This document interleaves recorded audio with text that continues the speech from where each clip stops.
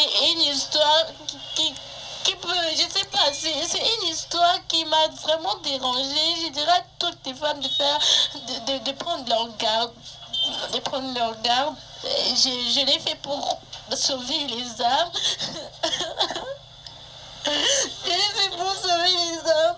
C'est pas pour les détruire. Ça, je répète, c'est pas pour les détruire. Et je veux qu'on me sécurise. C'est tout ce que j'ai dit, moi. Eliane Kitoko, comment ça va? Ça va. Un mot à tous les Congolais. Je remercie à tout le monde de nous suivre. Là, là, on doit dire la vérité. Nous sommes en train de lancer, ça c'est une deuxième vidéo qu'on a lancée. La première c'était avec mes cuisses, deuxièmement c'est tout mon corps et mon visage qui s'affiche. On est en train de me détruire pour une vérité qu'uniquement lui et moi et Dieu nous connaissons. Mais là nous sommes obligés de le faire reconnaître à tout le monde entier parce que c'est la réputation, on n'achète pas. Je suis appelée à être une femme de quelqu'un, mère d'un foyer et je dois sauver ma réputation. Merci, mais on te libère quand même. Tout ce qui est aux anneaux libres, tu peux nous laisser tranquille avec tes parents. Tout ce qu'on a bango et ça la biso bien, t'as dit tu peux regagner ta place. Tout ce qui est Eliane à se déplacer les mêmes pieds. Tout ce qu'on a papa, Wazali Bongo, papa Oyaboti Ndeko, Eliane Kitoko. Voilà, bonjour papa. Bonjour. Ndeko Bazota la biso balingi d'abord au se présenter. Aux anani pas ya Ndeko Nabiso, notre sœur Eliane Kitoko. Je peux parler en français. En français comme Lingala, il n'y a pas de problème. Ça va. Moi, je suis le père biologique de Eliane Kitoko Bafeno. C'est ma fille qui est venue au monde le 6 juin 1999. Le 4 juin 1999. Ça n'est n'assiste, voilà. Donc, Eliane est ma fille et la situation qui se passe autour de ma fille m'inquiète et inquiète toute la famille. Nous sommes vraiment mal à l'aise pour ça et c'est pourquoi on voudrait mettre fin à ça et donner nos points de vue par rapport à cette situation. Maman, Ozana Nina Libota Ndeko Nabiso Eliane Kitoko. Ngandi maman Eliane Rachel Kapinga. Oui, maman na Oyaboti ngai. Eliane Azana nous mineur, toi à combien déjà majeur? Bon, pour les secondes de Toloba, à sa coller déjà pas en 20 ans. Maman, aujourd'hui sango ya mona na yo na ba réseaux sociaux na ba plateforme surtout presque et par rapport à ba vidéo, par rapport à ba oh news le ba mais je sais pas qu'est-ce que tu peux dire par rapport à news surtout. Makam news o ngala moni na ba vidéo nde ba publier ka mwana na ngai. En tout cas, vraiment, nazo sepela na ngwata mukete. Et ça l'a bien été. Nazo sepela na ngwata mukete ba bilo nyonso ba do saluer réputation ya mwana ngai. Ba obebi sango penza. Nazo sepela na ngwata. Avant tout, na pesa miko pa ya confrère na ngai, tadi ngala pa. Tous na besoin tout mona mwana oyo ya Ndeko Nabiso Eliane Kitoko, o toujours mona na ba Facebook. Misana no mwana et puis toko solola voilà mwana ya Ndeko Nabiso Eliane Kitoko mona ye na yeso ki azamona ya Eliane te aza leki ya Eliane mwana nanga ya suka donc leki ya Eliane mais na ba vidéo to mona ki ke mwana ne abotana te abotana pasteur te oyo aza mwana na ngai leki ya Eliane oyo landi oyo mwana na bango ya suka ye mwana na ngai ya suka na bote na césarienne leki ya Eliane l'instant eza koyebisa bato nyonso ke makambo nyonso mwana na ngai aza koloba eza vérité aza na intérêt ata moko te ya kokosa et tout parent responsable sait que biloko wana eza kosalema eza neti vengeance moko boye mwana avivre bamakambo ya pasi alingi ase libéré na fardeau wana parce qu'il fallait qu'il abala mais combat et bandit jusqu'à ce que baye ko salir réputation moi na ko bimisa na ba vidéo o ba ko bimisa te et bato baza ko bimisa ce sont des personnes qui ne peuvent pas se permettre de faire de ya osala ba biloko na baza osala donc toza ko senga par rapport à situation ya mwana aza déjà sali moyen que de classe a continuer ba étude na yenga bana okende ezate moyen que musala ezate et même déplacement na comme pasi moi na comme vraiment retiré aza enfermé na ndako avec eza ko leka parti par là. Donc nous sommes mal à l'aise. Tout ça ko senga na bakonzi oyo bazali baoki kosala quelque chose pour appuyer biso pour appuyer moi par rapport à la violence faite à la femme. Moi na biso a baby famille na biso lokumu nyonso ikei. Donc si connaît tout ça boye moyen ya kosala autrement ezati tout ça ko senga vraiment maman Olive so oza kolanda makambo oyo maman Denise ba autorité nyonso ba maman nyonso bozala nsima na biso yango tout ça ko senga vraiment bosala quelque chose pour lokumu ya mwana lokumu pe ya ba maman. Voilà.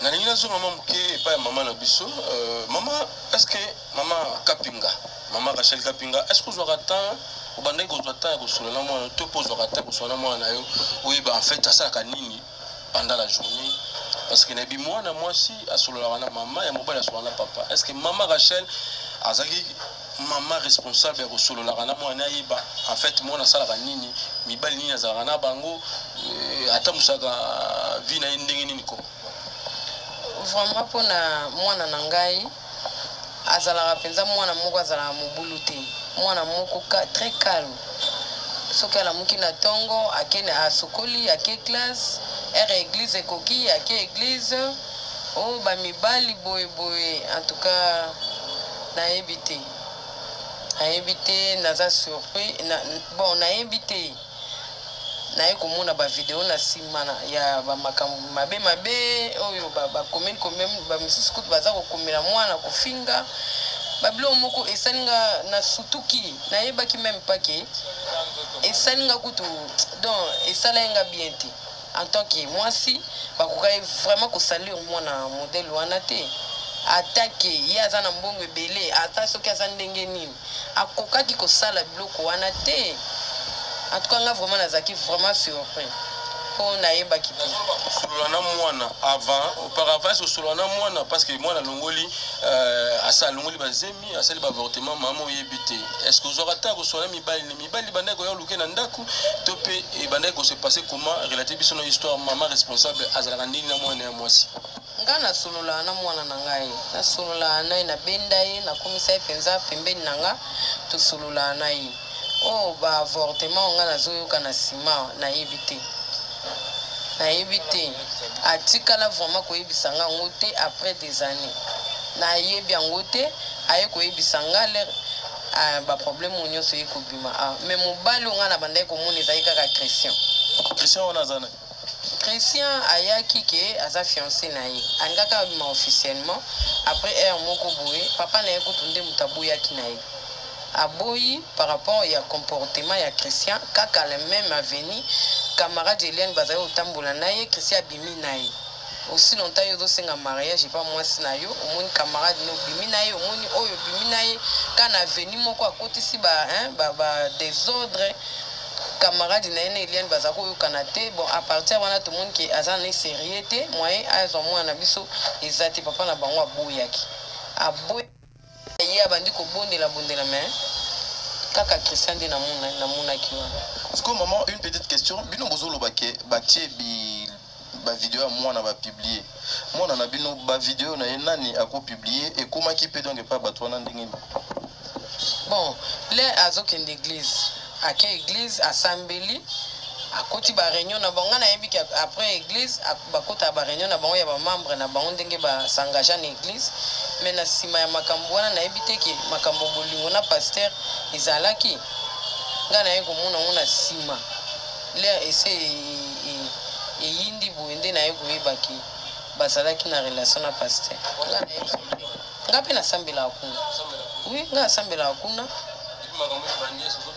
nazokende lisusu te nazalaki wana dimanche passé le pasteur azosala bapresse na ye nde nayoka ye makambo yango. Voilà, nazolingana tuna question oyo et pas papa. Ici nous voulons avoir des éclaircissements. Nous devons éclairer l'opinion, nous devons aider bato bakozoli baku ya kolanda émission oyo. Papa, vous êtes un papa responsable. C'est votre fille. Êtes-vous sûr êtes-vous sûr ya makambo au mwana na bino azokolobana o ezokoleka na internet? Connaissant ma fille, tant makambo est grave, n'a forcé à la vérité. C'est pourquoi elle m'a dit, ma fille n'a jamais eu l'habitude de mentir. Si elle dit ça, c'est que c'est vrai. Et en plus, vidéo on a tinenge baye ko legisangwana. Déclaration c'est clair, elle a envoyé cette vidéo à une seule personne qui est supposée être son amour, son mari. Mais à notre grande surprise, vidéo on a ébimi pendant que Bango Bazo Koya pour négocier, puisque la négociation n'a pas abouti, bah lancer vidéo on a pour détruire totalement ma fille. C'était ceux qui bâtissent l'Ibiso Boetoye, bah place à Okendete. Image à famille est ternie, image à moi Nabiso est à Robeba. Moi Nabiso est à venir, nous très jeune. Ceux qui ont sa carrière n'a 20 ans. Elle n'a que 20 ans. Ceux qui ont sa carrière n'a âge, tout le reste de sa vie aux alanengeni. Nous avons vraiment soutien à maman Denise, nous avons la lisusu, appui nayo, maman Amida, maman Olive, maman maman Janine Mabunda, bote la biso likambo oyo. Ba télé na ba mambele bimona ke sala bien. Tu peux sala bien auparavant. Clip et ça la gibiso bien parce que eza clip et puis si logo et puis eza clip eza ko la ça quand même que quand il y a amour il faut qu'il y ait un bien pas avec des conditions na bolingo. Si on savait les contours à biloko non sona nanga ko sepela ta mukete. Makambo ya mwasi pona makambo ba viol oyo ekomi belé yango nazo bon maman Denise.